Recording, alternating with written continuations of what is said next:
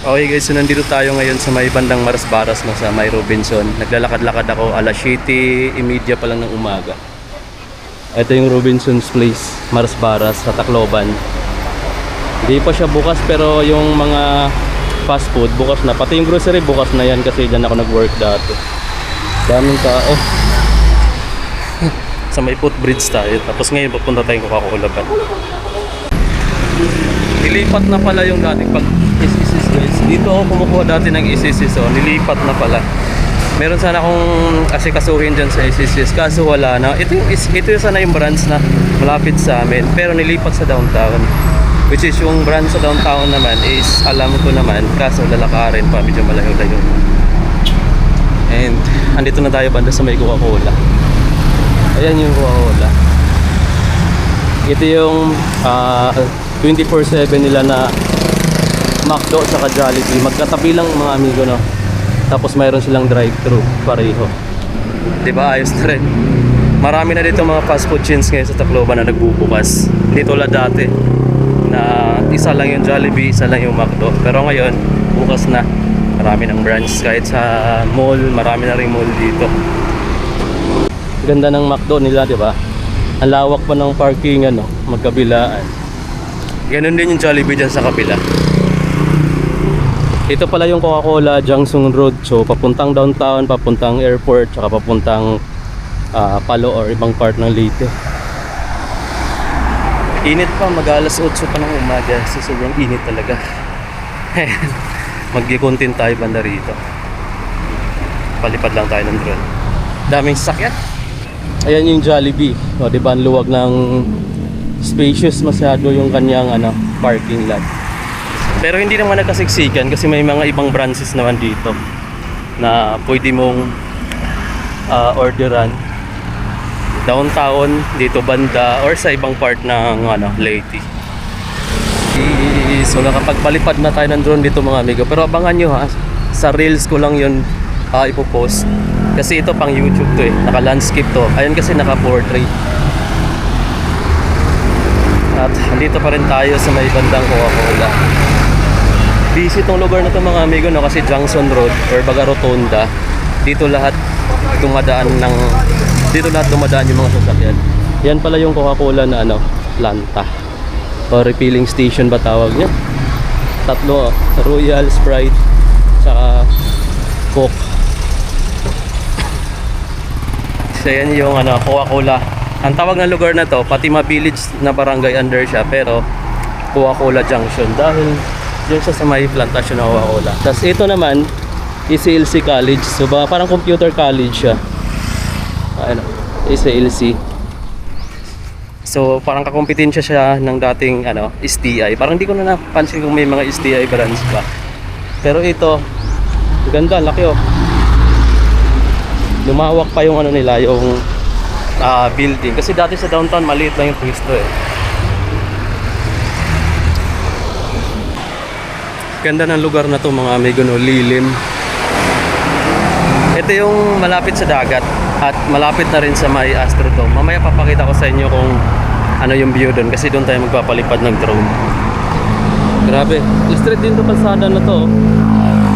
Tapos mayroon ditong PhilHealth office. Tapos may dating dito dito pala mga amigo, may hotel dito ako nakita na capsule type. Kumbaga parang mga cubes lang siya na kahon. Parang higaan lang talaga siya. Dito banda mamaya papakita ko sa inyo. Ito yung sinasabi kong capsule. Ayan o. His Capsule Hostel. Diba? Tapos mayroon ditong private property na daanan. Ayan o. Ayan yung nila, pinaka card nila. Capsule, dine-in, pension, car rental. Capsule bed space, tapos may shower lang siya. Ay, ito siya. Oh, diba? Hotel capsule. Meron din pala dito, kala ko sa Manila lang. Kasi sa Manila, may ganyan siya. Yung parang mga nakakahon-kahon lang, tapos higaan mo lang. Higaan lang talaga siya. Pero maganda naman. Aircon din. Pero, separate yung CR, parang pangkalahatan. Pero marami naman. Pwede naman ganun pagka hindi ka naman maarte. Sa Maynila malinis. So dito I think malinis din yung ano capsule hostel nila na yan. So maganda pag may ganyan, no. Mas budget kasi siya pag ganyan eh. Hindi ko lang alam dito kung magkano presyo nila. Katabi siya ng creek. Tapos dito may hotel dito along the way lang din. Pero sa highway. Ayun, no, Hotel Pidis, Hotel de Pidis. Tapos may mga kainan dito malapit lang. May Jerry's Grill tapat lang niya. Tapos yung sikat dito na barbecuehan yung Prakas. Tacloban pa rin tayo mga amigo sa Leyte. Then malapit lang din dito yung ano, yung fast food, Jollibee, Chowking, tsaka Robinson's Place malapit lang din. Actually nilakad ko lang, galing ako doon kanina tapos nakarating na ako dito sa Hotel Pidis. Kasi sa likod nito may park dyan. Tapos Astrodome na rin. So, di ba? Kaya naman lakarin kasi naglalakad na rin ako dati mula dito hanggang downtown. Nag-exercise lang ba? Buti may kunting lilim dito. Pero itong part na to mga amigo, kainan dito dati. Agos yata yung tawag ng kainan na to. Tapos may coffee shop dito banda. Actually, hindi na tulad dati, no, na kung gusto mong kumain, gusto mong magkape, pupunta ka pa ng malayo, downtown ka pa, kasi doon lahat nagsiksikan yung mga ano. Ngayon mga amigo, kahit mapalayo ka ng downtown, meron ka na ditong mapagkapihan. Or kung mag-hilig ka sa coffee, meron na rin dito kahit malayo. Kasi parang nauso na ngayon dito sa Leyte rin yung mga coffee shop. May iba nga nakasasakyan lang, tapos nagsisit up lang, tapos alis agad. Ayan, no, Jerry's Grill. Katabi lang niya yung ano, Napolcom. Ito naman yung isa pang coffee dito. Ayan, no, Cafe Lucia. Ang ganda dito mga amigo sa pwesto nila dyan, no. Maganda dyan paghapon kasi nakaharap sa dagat. So, diba? Kaya medyo may kamahalan na din yung kape nila dyan. Hindi ko lang alam kung free wifi, no, kasi mostly sa mga coffee shop free wifi. Ito yung sinasabi kong likod ng ano, hotel na yun, na dagat na. Malaki yung dagat ngayon, pero mababaw pa rin yung portion na to. Pero lampas ano, parang hanggang dibdib. Tapos may ginagawa dyang ano, seawall protection sa kung mangyari ulit yung katulad ng bagyong Yolanda, yung super typhoon. Dito kasi yun talagang sentro yung Tacloban nun eh. So kaya ginawa nila ng ganyan. Malapit na siyang matapos, oh. Yan na lang banda dyan yung kulang. Airport na rin pala yung tapat, guys. Ayan yung bubong ng airport, oh. Kita na mula dito. Ang init. Tapos ayan may bahay-bahay yung mga construction worker. Gusto ko sana pumunta doon. Nagpapalipad ng drone. Ang ganda ng view. Subukan natin pumunta doon banda. Sa likod mismo ng Astrodome. Ayun yung Astrodome, oh. Tapos ito yung dagat. Ito parang na ano na to, no? Parang na-trap na tong tubig na to. Pero may mga imburnal na mga gagawin dyan. Lusutan na rin. Pero malamang may mga isda dito na na-trap. Di ba? Ito yung park na malapit sa dagat. Sobrang ganda nito mga amigo. Oh, di ba? Lalo na pag bandang hapon. Or sa mga nagja-jogging, nagwo-walking. The best to mga amigo para sa mga ano natin, mga lulo natin, mga tatay nanay, or kahit sino na gusto maglakad-lakad, mag-jogging. Kasi ang ganda ng ano, ng pathway nila. Clean na clean, tapos malinis pa. Yan, tapos kung gusto mong magpahinga, may mga simentadong upuan tulad niyan. So, saan ka pa? Oh. Tapos pagka gusto mong umuwi na, kung wala kang dalang sasakyan, tawid ka lang dyan, oh. May mga sakyan ka na dyang mga multicab. Oh.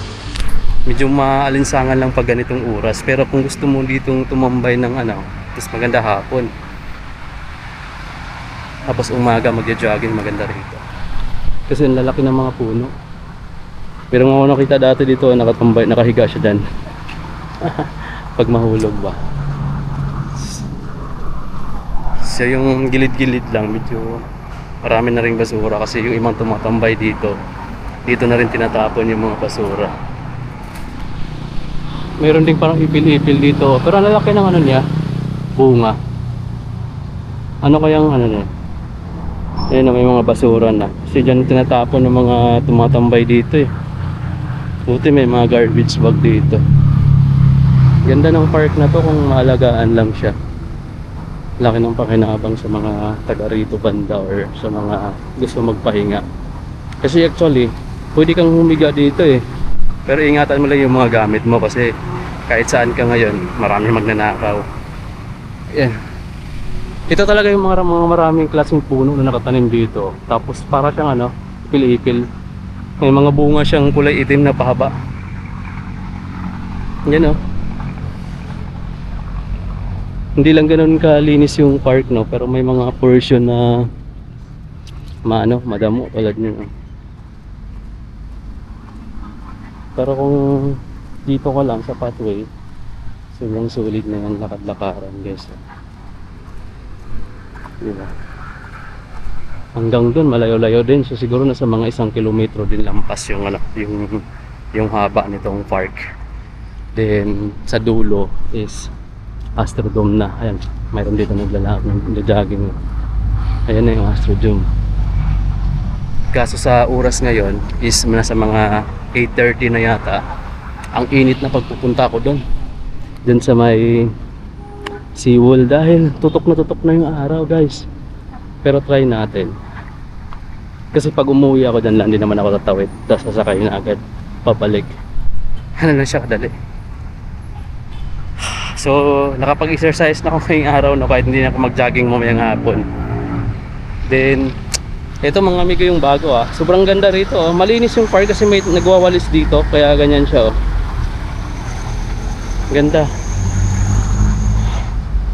Ito yung mga kapal na dahon ng talisay. Ganda rito guys. So sa mga pupunta ng Tacloban at naghahanap kayo ng hotel dito banda, maraming hotel din dito na malapit lang, so lakad-lakarin mo lang. And then may mga kainan din dito, si Jerry's Grill, sikat din yan. Tapos dito meron din dyan itong Astrodome, sa pinakababa dyan may mga kainan dyan, may mga resto bar din.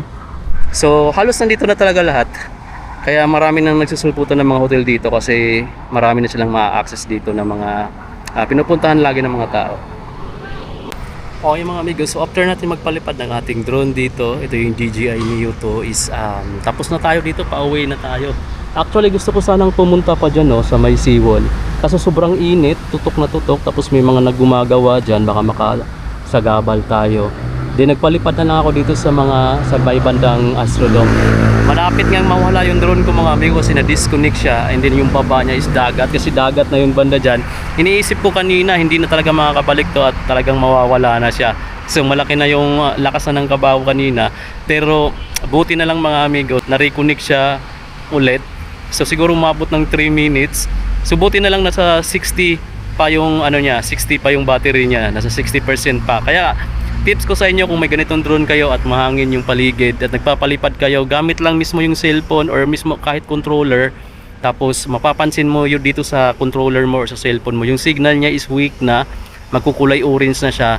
Kasi normal kasi kulay black. Kapag magkukulay orange na yung signal ng cellphone nyo, tapos magwa-warning na siya na weak signal na, so kung mababa na yung battery percent mo, nasa mga 30 na 40 or 30 na, huwag mo nang pilitin mga amigo na ilayo pa kasi risky masyado.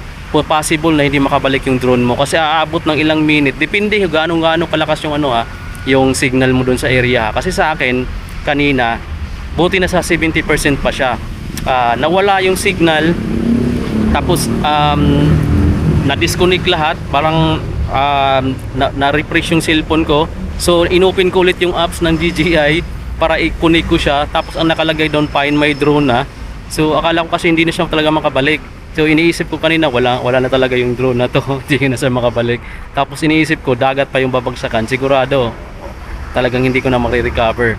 Kasi hindi ko pa nakita kung saan siya banda bumagsak kasi hindi siya naka-record kanina Tapos ngayon, buti na lang, hinintay ko lang ilang minutes, pero kinabahan na ako ng malakas. Buti na lang, na-reconnect ulit. So isa pa mga amigo bago kayo magpalipad ng drone, bago nyo palayuin, siguraduhin nyo na na yung niya, yung RTH niya or yung home point niya, may magsasalita na home point updated. Kasi kung wala yon, possible hindi talaga siya makabalik. Kasi kung madi-disconnect yung cellphone nyo at may enough pa naman siya na battery, or madi-disconnect yung drone nyo tapos may enough pa naman na percentage sa battery niya, kaya niyang bumalik mga amigo, no. Mag-automatic return to home siya. Basta i-set niyo lang dito sa ano nyo, sa settings nyo, yung automatic return to home. Pwede nyo rin lagyan dyan kung ilang percent ng battery yung gusto nyong ipabalik siya agad, kasi mag-automatic na siya kapag ma-reach na niya yung percentage ng battery na yon. Pero kung ako sa inyo, kung mahangin sa paliliparan nyo, tapos ganito lang kalit yung drone nyo, kaya naman niya lumaban mga amigo, pero huwag nyo nang masyadong palayuin, lalo na pagka mag-warning na ng weak signal yung drone nyo dito sa controller nyo. So wag niyo nang palayuin, pwede ko magpalipad ng malapit lang para kung just in case magka-problema, kaya mo na ibaba agad. So ganun yung ginawa ko dahil risky mga amigo. Isang bisis na tong nahulog sa dagat pa mismo sa Sardine Leyte. So buti na lang hindi siya bumagsak sa may tubig, nasangit siya sa may nipa na dahon ng nipa. So buti na lang ganun siya ka lightweight, kasi kung hindi siya magaan, possible bumagsak na yon sa mismong putikan tapos may tubig.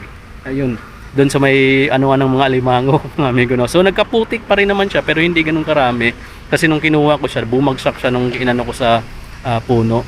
So ganun, hindi siya maganda pagka ipalipad mo ng mahangin tapos palalayuin mo, tapos gamit lang yung cellphone or kahit controller. Huwag mga amigo, kasi mahihirapan siyang bumalik ng mabilis dahil nga maliit siya, tinatangay ng hangin. So yun lang yung tips ko pagka may ganito kayong kasi ilang beses ko nang talagang naka-encounter yung ganun na mga possibilities. Muntika na siyang mawala. Doon din sa may Agas-Agas Bridge sa Southern Leyte sa may Sugod, muntika na rin siyang hindi makabalik. Kaya tips ko sa inyo, kung gusto mo pang malaro ng matagal yung drone mo na ganito, kasi hindi rin biro yung price nito sa mga 20,000 pa to nung binili ko, pero ngayon siguro bumaba na ng konti, pero mahal pa rin, sayang pa rin mga amigo, kasi hindi naman natin pinupulot lang yung pera. So yun yung tips ko sa may mga ganitong drone sa Neo 2. Ingat na ingat lang tayo mga amigo.